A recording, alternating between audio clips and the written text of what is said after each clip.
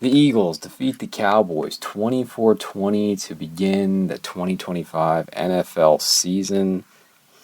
It was a game in the first half that featured a lot of offense, but it started in an unexpected way. Before the first play from scrimmage, Jalen Carter, the best player on the Eagles defense, gets ejected for spitting at Dak Prescott. Now, I really don't have any sympathy for anyone spitting at anyone else. Spitting on someone is about the most disrespectful thing you can do to someone, is spit on them. And I don't care what the reason is. They're explaining after the game that, he thought Dak Prescott may have spit at him and he was just spitting back. There's just no excuse. He gets ejected, thrown out of the game. I mean, I just don't even care what it is. I mean, if it's words, what could you have been called that you haven't already heard in your life? That you weren't already called on the playground? And it's going to upset you enough to get thrown out of the game before the first game even starts. It's just a bad look. I agree with what Tirico and Collinsworth said after the game. It is a bad look for the league. It's a bad look for the Eagles. You don't even play. You don't even have a single play in the game, and you get ejected because you can't control yourself. I mean, man, just grow up. The Eagles win anyway because they do the little things right. The Cowboys don't do the small things right. There were no punts in the first half of the game. There was a lot of offense. And the only thing that really slowed the offense down was the delay in many ways, which gave the defense some time to catch their breath and make some adjustments. I have to say, with all the criticism of the Cowboys, between hiring Schottenheimer, everything there is that you could say about Dak Prescott, and the Micah Parsons trade, they played well in this game, and I walked away from this one saying they should have won. Are they a better team than the Eagles? Absolutely not. But this game was there for them. And a few things could have easily changed the outcome. Coaching-wise, the Cowboys actually came in with a good strategy. They want to run the ball, and especially when Carter was no longer in there, why would you not? And they had success with it. Dak Prescott really had a good game himself. He looked healthy. He was throwing the ball well. Again, I have to say, it's the little things. The Miles Sanders fumble, for one, was very costly. CeeDee Lamb's drops, I'm not holding that last play against him. That would have been an extraordinary catch. But the other two drops were huge, especially that long pass play from Dak Prescott. I mean, that could have led to a touchdown that would have won the game. I mean, the Eagles may have had enough time to get the ball back and kick a field goal to force into overtime. I don't know. But very rough opener for CeeDee Lamb. Yeah, the Eagles' defense obviously missed Carter in the middle field. Zach Bond was extremely impressive. He was not a one-hit wonder. He was all over the field. I mean, he does it all. From the middle linebacker position. Seeing the speed. I mean, he was clocked at 20 miles per hour on that one play. Running down the field and saving a touchdown.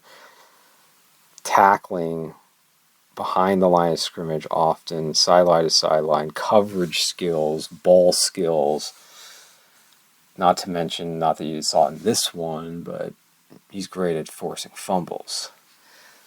He's the standout on the Eagles defense, but you could also see some guys were missing on that defense, and they're going to have some adjustments to make. And you wonder about Jalen Carter if he's going to get suspended for something beyond this or not. I would doubt it, but we'll see. The Eagles' offense was, good enough. And they avoided the mistakes. They avoided the dumb play, the turnover. They protected the football.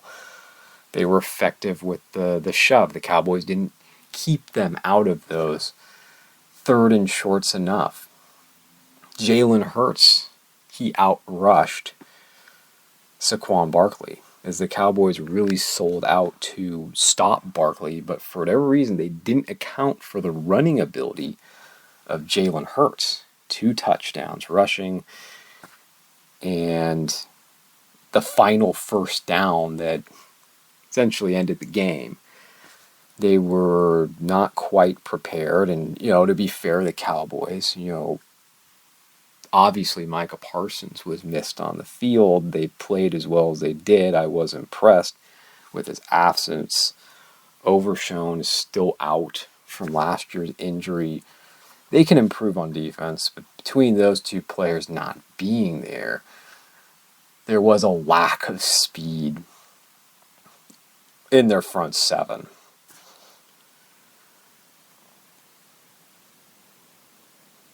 The Eagles' offense, a little bit of a slow start, but it was enough in this one, and they get the win. They did what they had to do. Doesn't always have to be pretty, and week ones rarely are pretty in this league. Both quarterbacks threw for less than 200 yards. That was interesting because this game looked like it was headed for a shootout. And there were only 3 points in the second quarter. The second half, there were only 3 points. A good win for the Eagles. The Cowboys, they have to be kicking themselves. They had a good game plan. They made adjustments. And they still managed to lose the game. And that has been the same old story for Dallas. Year after year, season after season. And one other note I have to make about the kickers. These are about as too good of kickers as you're going to find between Elliott and Aubrey. I'm watching bad special teams play in San Francisco and a shaky kicker and Jake Moody. How could you not be jealous, saying when these kickers line up, you expect them to make the kick. You expect them to make the field goals. They're 50, 55 yards. I'm like, wow, I wish I knew how that felt.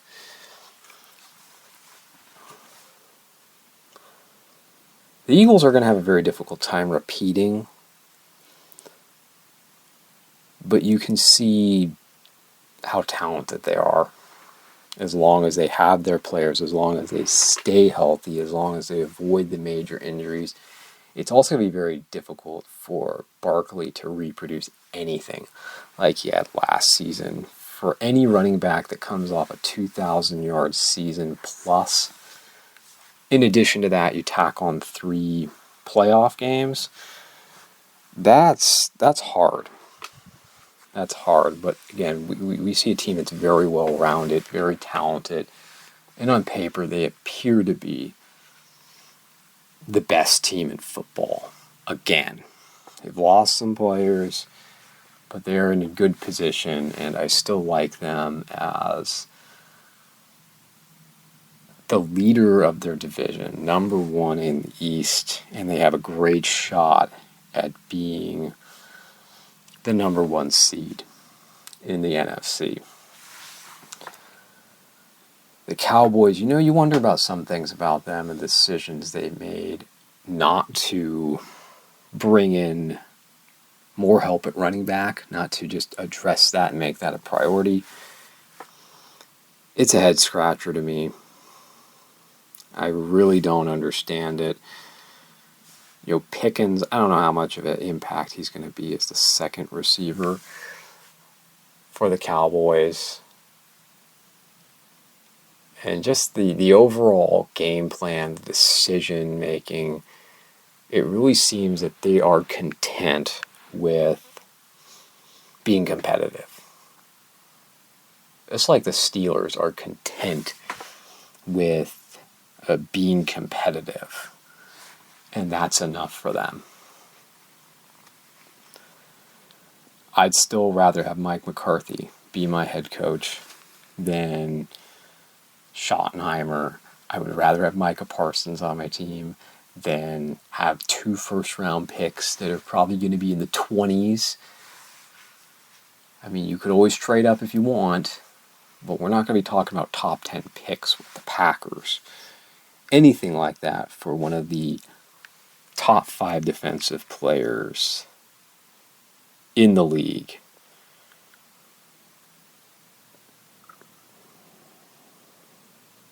Now let's look at some of these other matchups, though. I'm interested in going through a few of the other games. Chiefs and Chargers, Friday night. The thing about the Chiefs is they've really been disrespected. Everyone's all excited about the Bills and the Ravens. Remind me, did the Bills or the Ravens defeat the Chiefs in the playoffs? Any of these years, of course, the answer is no. Until they do that, then let's talk. Because they haven't done it. And I like it from the Chiefs' perspective is somehow they're flying under the radar.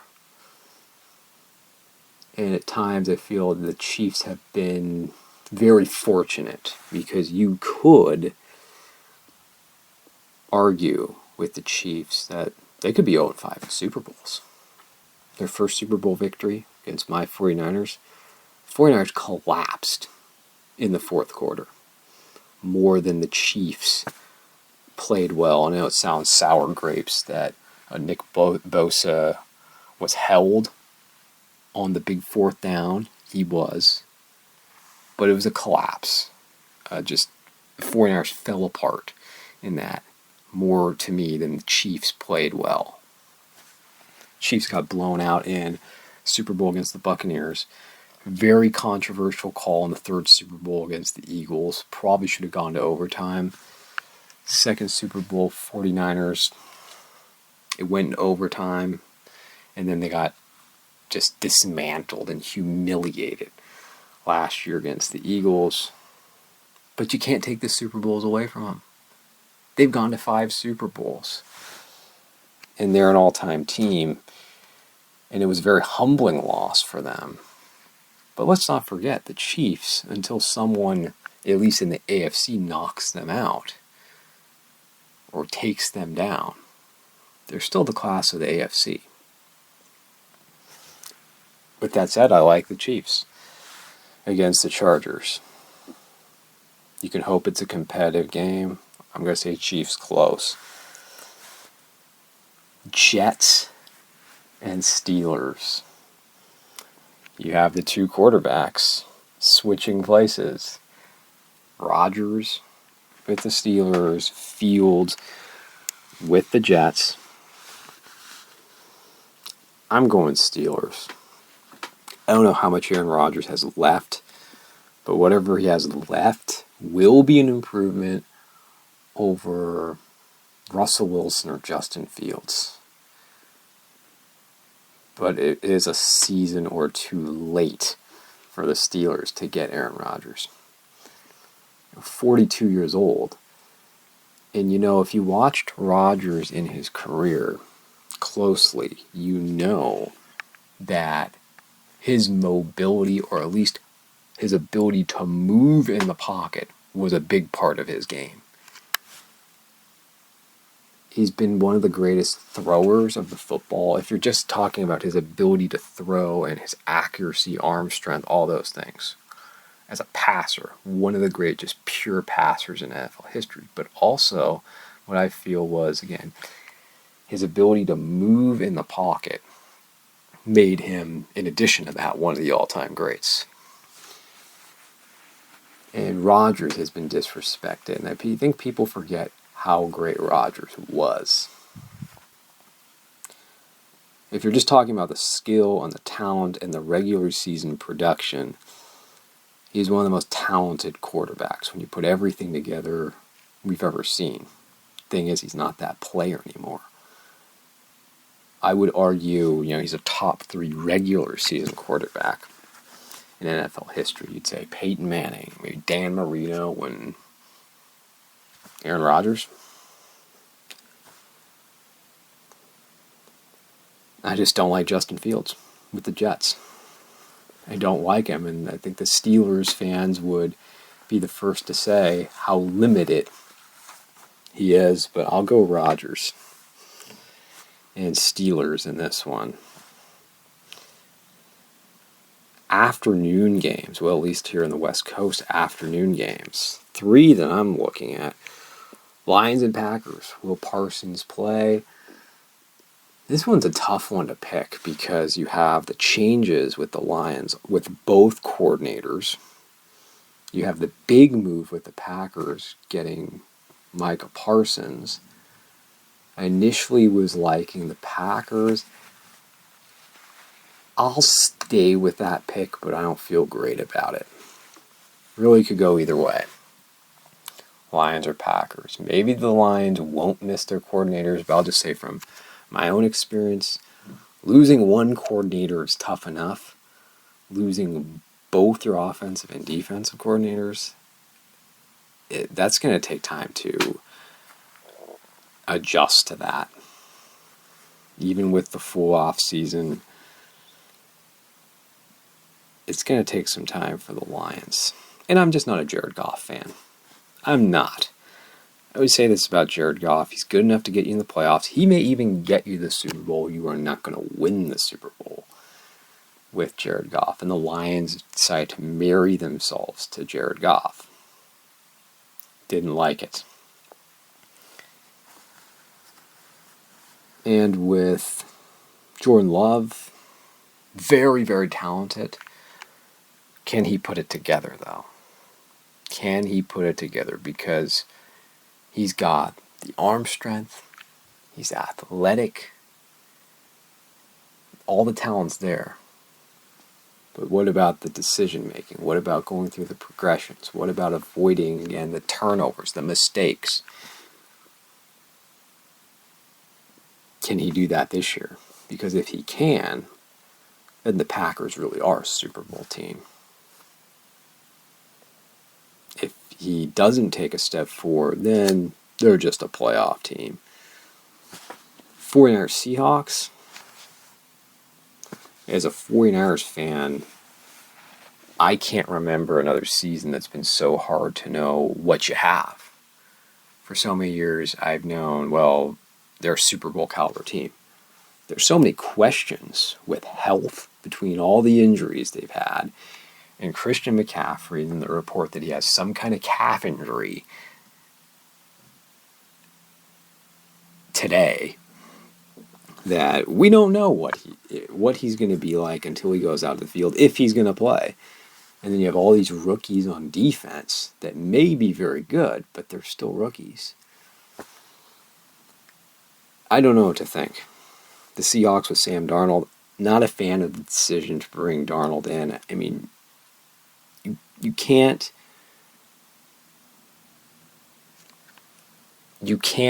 not see the talent that Darnold has. I mean, he's got a huge arm. He has the talent of a first pick, overall pick at quarterback. But he melted under the pressure Week 18 in the playoffs last year. And you can make any excuses you want, but he looked lost in those games. That's who you want to invest your first. And that's just what you want to also marry yourself to him. I don't like it. I don't like it at all. And I just looking at the players, even McCaffrey plays or not, the majority of the best players in this game still belong to the 49ers. 49ers on the road, it's going to be a 50-50 crowd because 49er fans invade stadiums like no other team. I mean, I saw them invade Pittsburgh on week 1 2 years ago. 49ers. This is the one not really hearing about is the Texans and the Rams. I'm going to lean Rams, but this could have been a good Sunday night game too if they didn't go with Ravens and Bills. The Texans have been last year, and I still feel this year, they're on that second tier in the AFC. Can they take the leap up to be in the same conversation as the Chiefs, Bills, and Ravens? We'll see. But a win in Los Angeles would help at the start of the season start that conversation. I think it would. I mean, of course, beating one of those teams would be the loudest and the best way to prove that. But the Rams last year gave the Eagles as good of a test as they did in the playoffs. And the key for the Rams is keeping Stafford healthy. You keep him healthy, you keep him upright, you keep him protected. He's a dangerous quarterback in that pocket. When he's got Puka Nacua and Devontae Adams and the Rams' young defense, I'll go Rams. I'll go Rams. And then finally the evening game, Ravens and Bills. I'm taking the home team, the Bills. But I think it'll be a very entertaining game, very close game, and it comes down to turnovers. That's what hurt the Ravens last year in the divisional round. It was the turnovers, and I still like Josh Allen a little better than Lamar. As talented as Lamar is, Allen is the better quarterback. I know the numbers you can look at last year. Name me who the great player that Josh Allen played with last season. Lamar's got Derrick Henry, an all-time great running back who isn't showing any signs of slowing down. I mean, can he really keep it up again for another year, like something he did last year? That, too, is a lot to ask for a 31-year-old running back. But he's one of the best power backs ever. He is. Any era. One of the best power backs. And just the fact that teams can't focus and zero in on him because they always have to be so concerned about Lamar may just prolong his career even longer. But I do like the Bills. I'm taking the Bills at home in a very close game. And we'll see what we get. It's a good lineup of games. It's a good week one, better than some week ones. We'll see what surprises there are. We'll see what upsets there are. But those are the best games.